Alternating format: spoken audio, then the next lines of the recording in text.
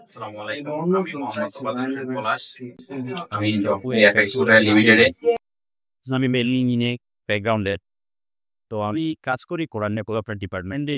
তো আমার মনে হয়েছিল যে মানুষকে এটাকে একটু পার্সোনাল করা দরকার। তো সেজন্য আমার একটা প্যাশন ছিল সাপ্লাই চেইনের উপরে। তো আমি খুঁজতেছিলাম যে সাপ্লাই চেইনটা কি করা যায়।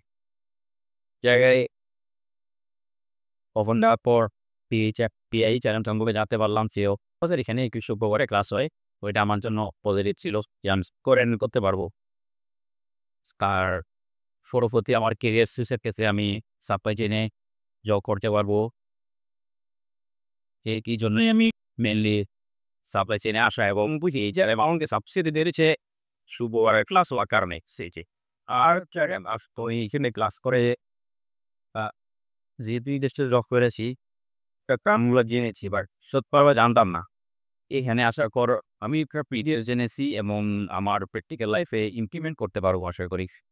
আর আমার সহকর্মী বা ফ্রেন্ড বা কলিগ যারা আছেন তাদেরকেও সাজেস্ট করবো যে যদি কেরিয়ারে ওয়ান স্টেজ আপ নেওয়া এরকম ইচ্ছা থাকে সেক্ষেত্রে বিএইচআরএম ভালো অপশন হতে পারে।